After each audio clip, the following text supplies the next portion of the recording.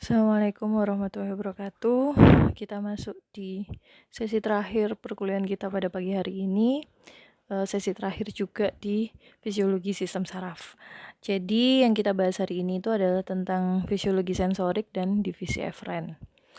Di fisiologi sensorik ini kita akan banyak membahas tentang indera, kemudian nanti sistem saraf otonom juga. Nah, ini panjang jadi mungkin akan ada beberapa rekaman.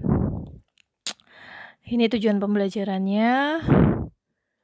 Nah, sistem sensorik. Rangsang sensorik itu dia dibagi menjadi indera khusus dan indera somatik. Di mana indera khusus itu nanti terdiri dari penglihatan, pendengaran, pengecapan, penghidu, dan keseimbangan.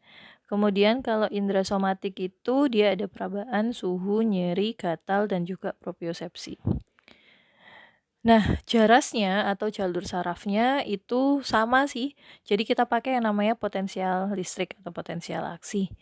Nanti potensial listrik itu dia akan dihantarkan di sepanjang neuron sensorik sampai ke susunan saraf pusat.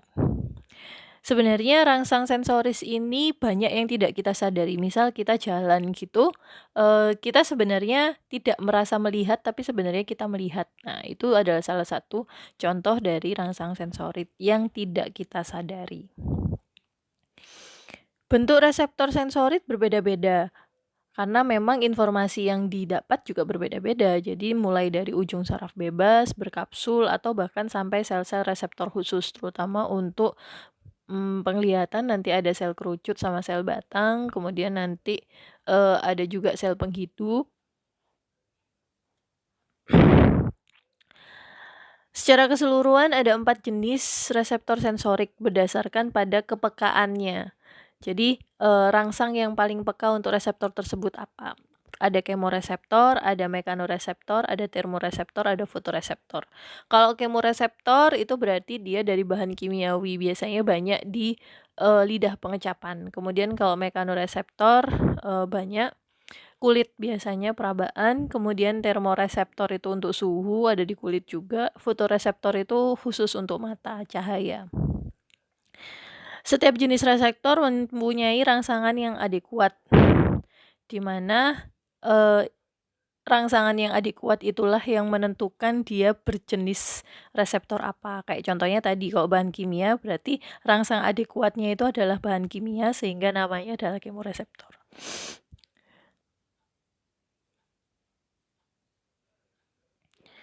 Nah, ini adalah bentukan-bentukan dari sensori reseptor. Jadi ada yang free nerve ending atau ujung saraf bebas, kemudian ada yang enclosed nerve ending, di mana dia dikelilingi oleh jaringan ikat, kemudian ada beberapa sel dengan reseptor khusus, hair cell kalau yang ini. Ini adalah tipe-tipe jenis reseptornya, ada kemoreseptor, mekanoreseptor, fotoreseptor. Nah, ini adalah rangsangnya. Neuron sensorik, ketika sebuah rangsang berada di atas ambang, maka dia akan membentuk potensial berjenjang. Potensial berjenjang ini nanti sumasi untuk bisa sampai membentuk potensial aksi. Nah, beberapa neuron sensorik dia dapat berkonvergensi untuk membentuk satu lapangan reseptif. Ini biasanya lebih banyak pada kulit.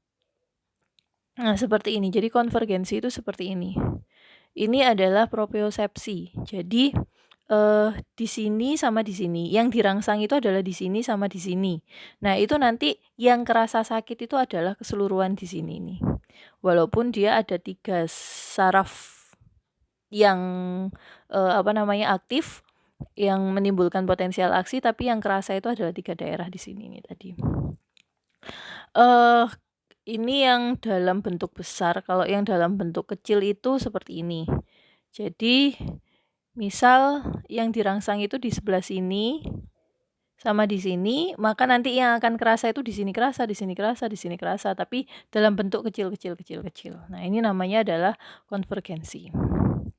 Ini nanti kita ngomong 2-point discrimination. Jadi dia akan bisa membedakan. Kalau yang ini dia tidak bisa membedakan. Jadi misal dikasih jangka gitu, kalau misalkan jaraknya memang cukup jauh, maka dia tidak akan terasa ada 2-point discrimination. Dia akan merasa bahwa dua-duanya ada 2 titik.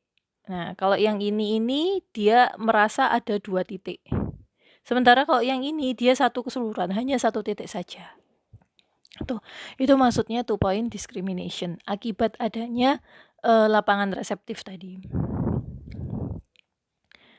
Kemudian neuron sensorik ini informasinya diserahkan ke medula spinalis, jadi diteruskan sampai medula spinalis, kemudian diproyeksikan ke talamus dan dimasukkan ke daerah sensorik korteks cerebrum. Semua informasi sensorik kecuali penghidu. Kalau penghidu itu dia tidak melewati talamus. Nah, ini ya. Ini yang olfaktori. Ini yang olfaktori jalannya, kemudian ini yang nah ini kalau yang nose ini dia langsung masuk ke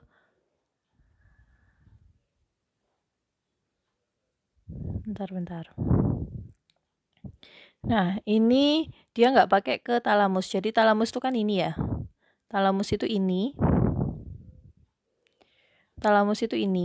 Nah, kalau misalkan yang mata itu masuk sini dulu. Lidah itu masuk sini dulu. Tapi kalau penghidu itu dia langsung masuk ke sini. Nah, jadi langsung dia masuk ke korteks cerebrinya. Keseimbangan juga dia masuk ke sini. Nah, ada yang namanya ambang perseptual. Ambang perseptual itu adalah tingkat intensitas rangsang yang diperlukan agar kita sadar mengenai sensasi tertentu. Jadi kalau misalkan ada beberapa orang yang dia diraba, itu dia nggak sadar kalau dia diraba. Dia ditusuk pun dia tidak sadar bahwa dia ditusuk. Nah, itu karena ada ambang perseptual kita yang berbeda. Ambang perseptual ini adalah tingkat intensitas rangsang. Mungkin seberapa cepat, seberapa besar, seberapa intensitas yang diperlukan agar kita sadar kalau misalkan memang ada sensasi itu. Nah, kalau modalitas itu dia waktunya, arahnya, kemudian komponen-komponen yang ada di dalam rangsangan itu tadi. Kalau sensasi khusus dihubungannya dengan reseptor kita namai labeled line coding. Nah, ada yang namanya inhibisi lateral, di mana inhibisi lateral ini dia akan meningkatkan kontras antara pusat lapangan reseptif dengan tepi-tepinya. Ini yang ini. Jadi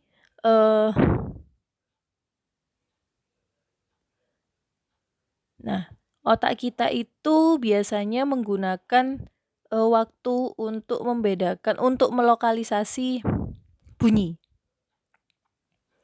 Biasanya yang masuk karena suara asal bunyinya itu dia lebih dekat dengan yang di sebelah kiri, maka di otak sebelah kiri itu sinyalnya akan sampai duluan.